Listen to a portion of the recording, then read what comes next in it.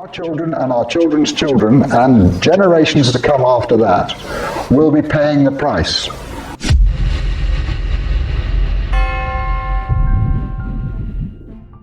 The dreadful war in Ukraine is one of those symptoms of changing times. At the moment, we live with umbilical cords. What do I mean by that? Well, you know what an umbilical cord is for a baby. But our umbilical cord is something slightly different. It's a pipeline of energy and services coming from other countries. Now, I'm not trying to be a bit of a killjoy and stop all trade, far from it.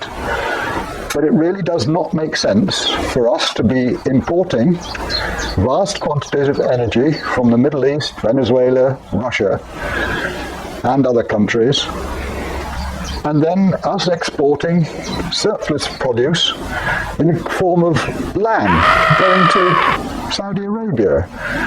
Crazy. We produce enough food for ourselves in this country if we can be completely self-sufficient. And if we do change what we eat, we can very substantially reduce the amount of land currently used for producing what a lot of people, especially advertising companies, call food. Well, certainly, if you're a dog or a cat or another carnivore, then you want to have a certain amount of meat in your diet. We don't need it. In fact, 70% of our land in the UK is used to produce food which is making us ill.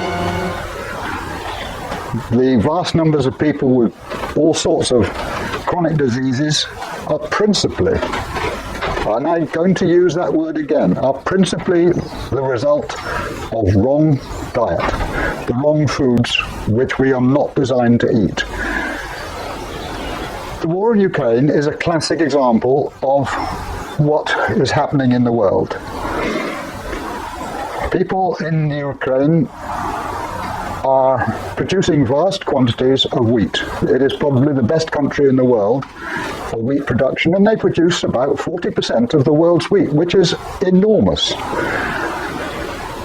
It seems an awful shame that nearly 70% of that wheat will be used by various countries outside Ukraine just to feed their animals.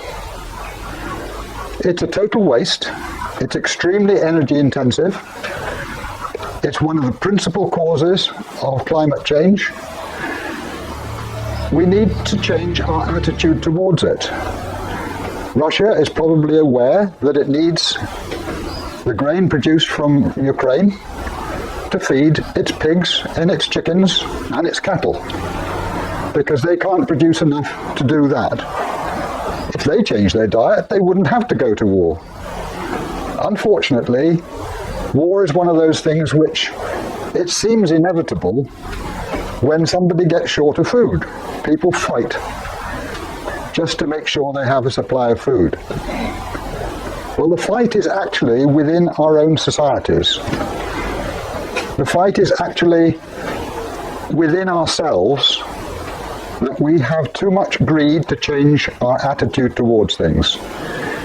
Moving sideways from food now, why is it that just down in our village here, I see parked up vehicles all the way along the main road when every spot is occupied by a vehicle of one sort or another, when if we had 6 or 8 buses in the morning, which would do the same job as several hundred vehicles up and down the village, suddenly all that space would be available for other purposes. Obviously, I wouldn't exclude walking and cycling, because they are one of the best ways of getting about. But if you want to make sure that you can get to work on time in the middle of the winter, buses are a simple solution. And they will use 90% less fuel per person per mile than even the smallest car. Now, that's a basic scientific fact. They will also do less pollution in terms of tyres wearing out and issues like that. And the savings in carbon dioxide will be absolutely massive. So those are probably the two biggest issues that we need to look at very seriously in that 8 years or so that we've got to sort out the climate problem that I was talking about earlier. If we don't do it, our children and our children's children and generations to come after that will be paying the price. The problem, of course, is that for the last 200 years, fossil fuels have been far too cheap. We are now beginning to get to the stage we are paying the price for that cheap fossil fuels causing all the problems with our climate.